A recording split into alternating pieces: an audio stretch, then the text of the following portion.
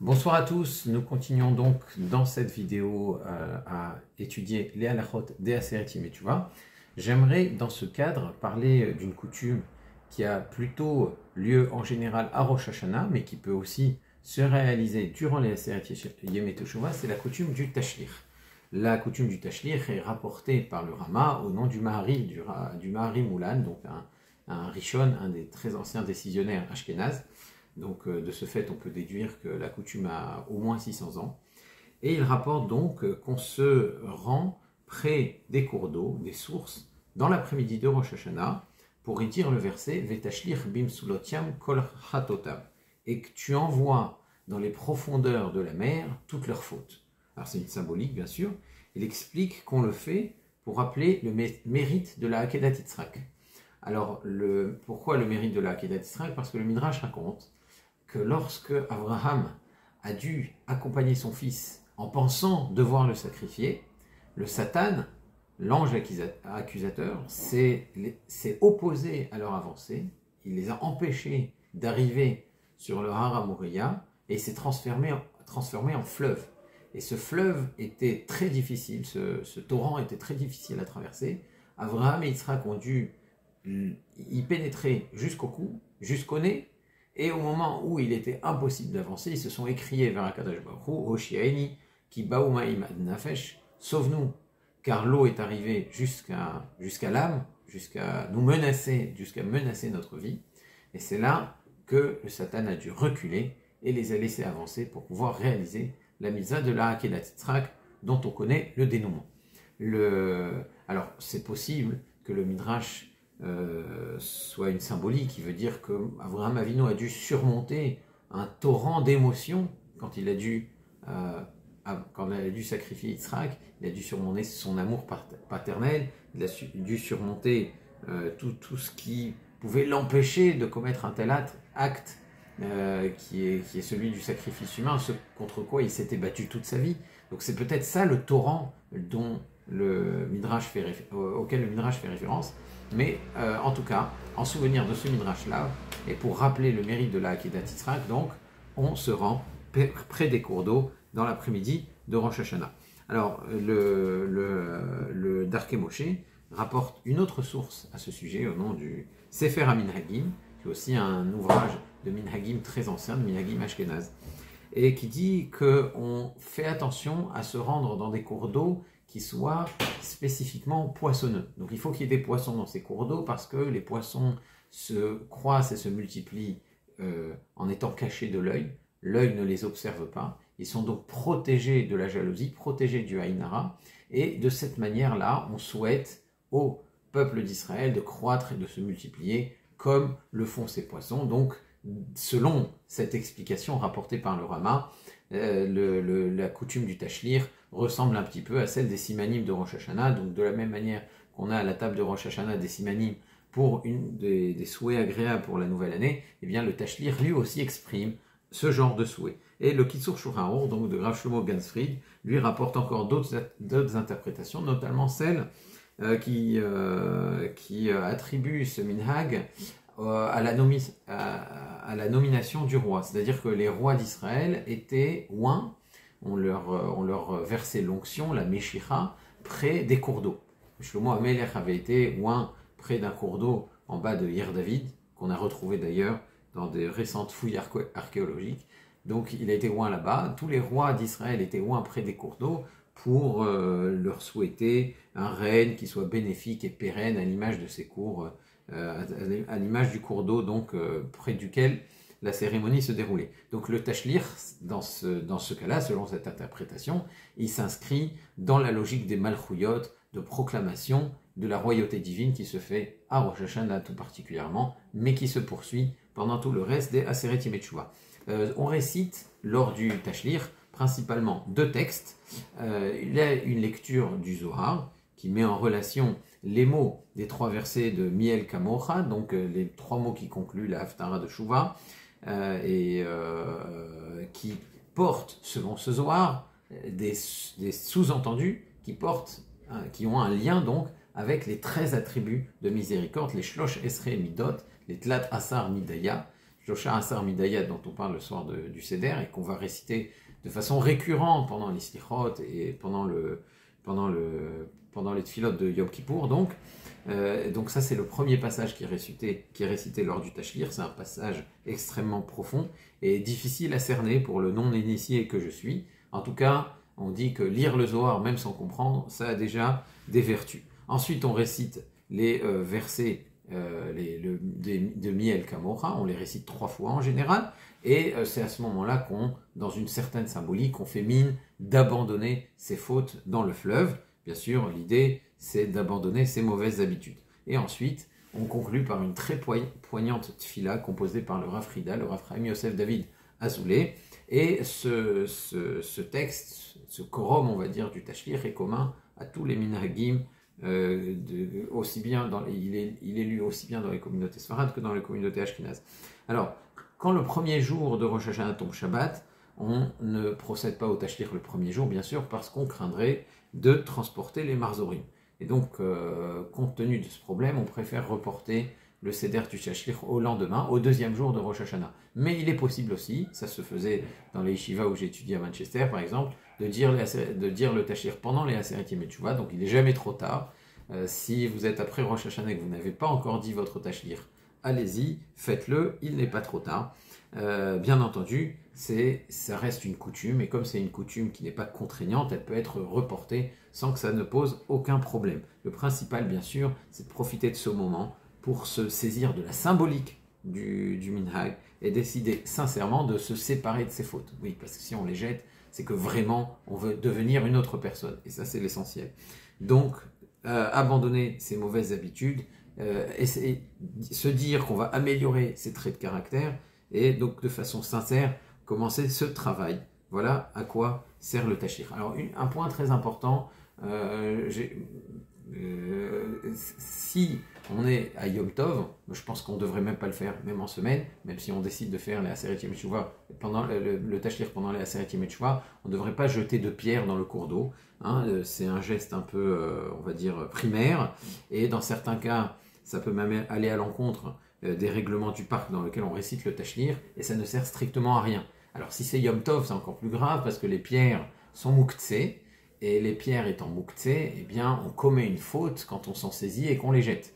Donc on n'a pas le droit de les déplacer. Donc au lieu de rejeter des fautes, on est en train d'en ramasser des nouvelles, et ce qui est bien dommage.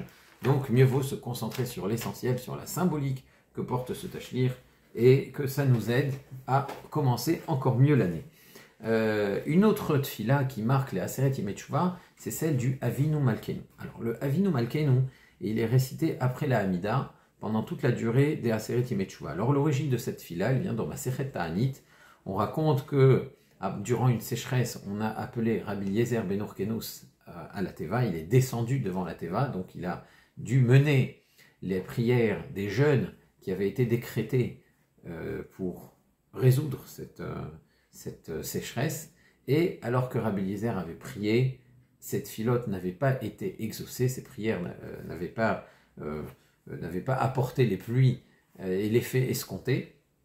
Donc on a demandé à Rabbi Akiva, son élève, son chaver et son élève, de prendre la suite et de descendre à son tour à la Teva.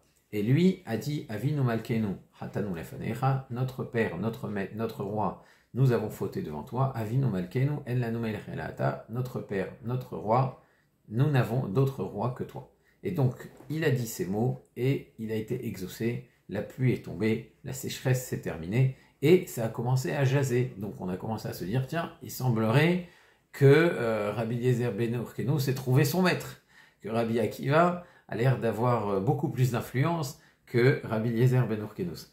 Donc ça a été difficile pour Rabbi Eliezer ben Hurkenus, et une voix céleste a retenti et a dit, ne croyez pas que Rabbi Akiva est plus grand en Torah que Rabbi Eliezer ben Hurkenus, ce n'est pas que l'un est plus grand que l'autre, mais Zé Ma'avir al Mitotav, Vezé Eno Ma'avir al Mitotav, l'un surmonte son penchant, surmonte son caractère, et l'autre ne surmonte pas son caractère. Autrement dit, Rabbi Akiva, lui, surmontait son caractère, certainement qu'il était plus facile pour lui de pardonner quand il était offensé. En tout cas, il faisait cet effort de pardonner quand il était offensé, ce que ne faisait pas Rabbi Eliezer ben Horkenosou, qu'il n'avait pas besoin de faire.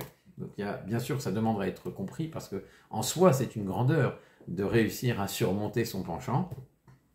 Néanmoins, là, si on devait expliquer cette Haggadah, cela dépasserait le cadre de notre étude. En tout cas, c'est Rabbi Akiva qui est à l'origine de la prière, de la tfila, de Avinu Malkeinu, et c'est sur la base de Avinu Malkeinu que le Avinu Malkeinu de Tachanonim a été rédigé, et bien entendu le Avinu Malkeinu qu'on récite après les Hamidot, pendant les 10 jours de Teshuvah, qui comporte toute une série de demandes qui sont liées à la circonstance. Bien entendu, les textes diffèrent d'un Nosar à l'autre, y compris dans le Nosar séfarade, il y a différentes versions des Avinu Malkeinu, même si elles sont proches, différentes versions du Avinu Malkeinu aussi.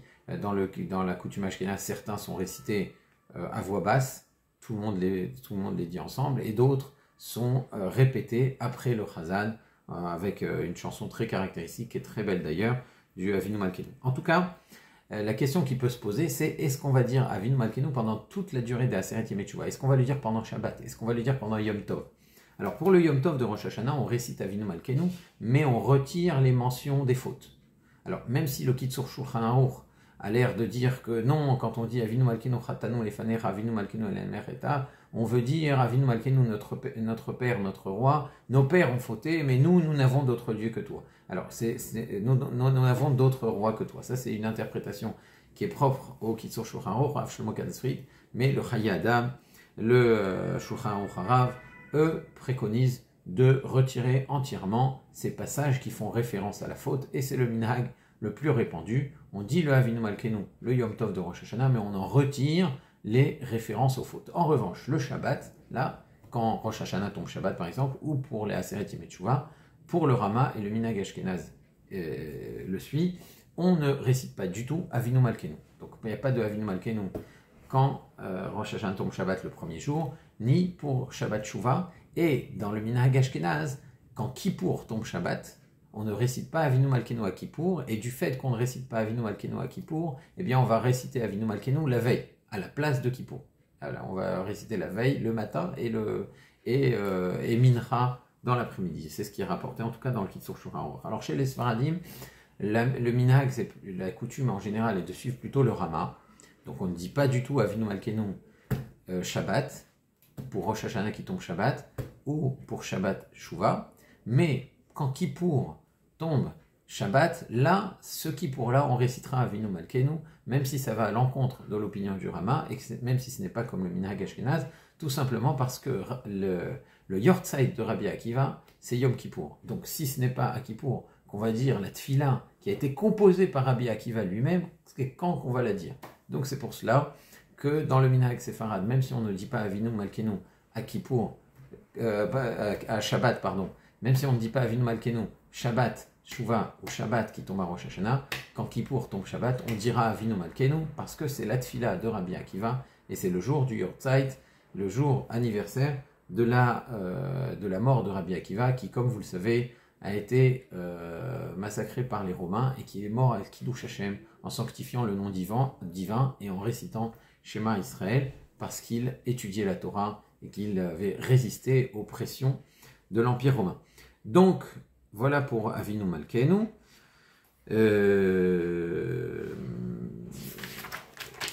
La veille de Kippour, ça nous amène donc aux tfilotes de la veille de Kippour. La veille de Kippour, c'est un jour de fête, c'est un jour où on sait qu'on a une mitzvah de multiplier les repas, de manger plus que de coutume. Alors d'où vient cette recommandation? Eh bien la Torah dit que le jeûne de Kippour doit commencer le 9 au soir. Betish'a la chodesh ba'erev, le 9 du mois au soir. Tishbetu shabbatechem, vous fêterez votre Shabbat. Shabbat, donc, en parlant du jour de Kippour. Le jour de Kippour commence donc le 9 au soir et dure toute la journée du 10. Ve'initem et nafshotechem, et c'est ce jour-là, le 9 au soir, qu'on doit commencer le Einouï, ce Ta'anit, ce jeûne dont parle la Torah, est le seul jeûne prescrit par la Torah. Tous les autres jeûnes, en souvenir des événements de la destruction du premier ou du deuxième Beth Amikdash, ou le jeûne d'Esther, ne sont pas obligatoires. Ce sont soit des jeûnes qui sont rappelés par les Névi'im, soit un jeûne qui s'est instauré par coutume, comme le jeûne d'Esther par exemple. Mais le jeûne de Kippour est le seul qui est prescrit par la Torah. Or, quand la Torah parle du jeûne de Kippour, comme on a dit, la date c'est le 9 au soir. Mais puisqu'elle dit le 9 au soir, pourquoi elle dit le 9? Le 9 au soir, ce n'est déjà plus le 9. Les journées commençant dans le calendrier juif, dès que la nuit tombe. Dès que la nuit tombe, on n'est déjà plus le 9, on est déjà le 10. Alors on peut déduire plusieurs choses de cela. Tout d'abord que on doit commencer le jeûne un petit peu avant le 10. Avant que le soleil ne se couche, on doit faire ce que l'on appelle une Tosefet Shabbat, donc environ un quart d'heure. En général, l'heure de début du jeûne qui est indiquée dans les calendriers tient compte de cette Tosefet. On rajoute 18 minutes avant le coucher du soleil, et c'est à ce moment-là qu'on commence le jeûne. Même si, selon la stricte halakha, on pourrait manger jusqu'à ce que le soleil se couche, du fait que la Torah dit le 9 au soir, cela nous apprend qu'il y a une obligation de Tosefet Shabbat, de rajout du Chol sur le Kodesh, de rajouter sur le jeûne d'un jour qui est encore Chol, et donc de commencer à jeûner quelques minutes avant que le soleil ne se couche, donc environ un quart d'heure. En Chutz La'aretz, on a l'habitude de rajouter 18 minutes. Maintenant, les Chachamim disent, en plus, en s'appuyant sur cette dracha, qu'est-ce que ça veut dire que le jeûne commence le 9? C'est parce que celui qui mange bien le 9 Tishrei, donc la veille de Kippour, a le mérite d'avoir jeûné. C'est comme s'il avait jeûné, il a le même mérite que s'il avait jeûné le 9 et le 10 Tishrei. Donc comme la Torah utilise cette formule ambivalente qui dit que le jeûne commence le 9, pour dire que parce qu'on mange le 9, c'est comme si on était déjà en train de jeûner. Donc voilà pourquoi il y a une mitzvah de multiplier les repas le 9 Tishrei. Alors, comment ça se fait que le fait de manger, c'est comme si on avait jeûné 2 jours? Tout d'abord, on peut dire que la préparation au jeûne, c'est aussi un petit peu le jeûne. Donc c'est comme si on s'est occupé du jeûne depuis la veille déjà. On est déjà occupé à la préparation de Kippour parce que l'on mange pour avoir plus de force, pour mieux passer le jeûne. On est déjà en train de préparer ce jeûne de Kippour et par conséquent, on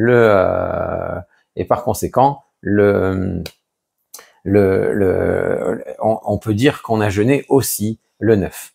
Ce qu'on peut dire aussi, c'est que le jeûne va devenir un peu plus pénible du fait du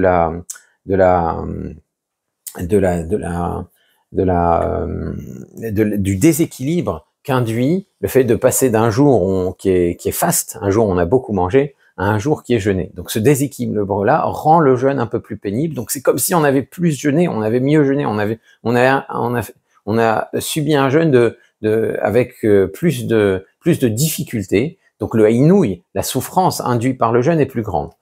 Donc ça c'est pour le sens simple de la dracha des Chachamim. Maintenant, pourquoi on a cette mitzvah de jeûner? Il y a plusieurs autres interprétations. Le Hari Akadosh, qui est rapporté par le Chemdat Yamim, qui est rapporté dans l'introduction de certains Marzorim, rapporte que les repas que l'on prend la veille de Kippour sont en réalité la Seudat Mitzvah qui doit accompagner la mitzvah de Teshuvah. De la même manière que pour une Brit Mila, eh bien, on accompagne la mitzvah par un repas. Une bar mitzvah, on accompagne la mitzvah par un repas. Un mariage, on accompagne la mitzvah par un repas. Un sioum, quand on termine une maseret, quand on termine une étude, on accompagne cette célébration par un repas. Eh bien, quand on fait teshuva, qu'on montre qu'on regrette ses fautes, eh bien, on réalise une mitzvah. Et quand on réalise cette mitzvah, on doit l'accompagner d'un repas. Seulement, Kippour, c'est un jeûne, on n'a pas le droit de manger. Alors quand est-ce qu'on va manger? Eh bien, on va manger la veille. Autrement dit, le repas qui aurait dû avoir lieu le jour de Kippour aura lieu la veille. C'est la Seudat Mitzvah qui accompagne la mitzvah de la Teshuvah de Yom Kippour. Alors, d'après le Kaf HaChaim, c'est aussi dans cette même optique, toujours dans l'optique du Hari Akadosh, chaque jour doit apporter une certaine réparation, un certain tikkun des aliments. À chaque fois que l'on mange, on répare, on récupère des étincelles de sainteté qui sont dans les aliments. Or, à Yom Kippour, on ne va pas pouvoir manger. Il faut rattraper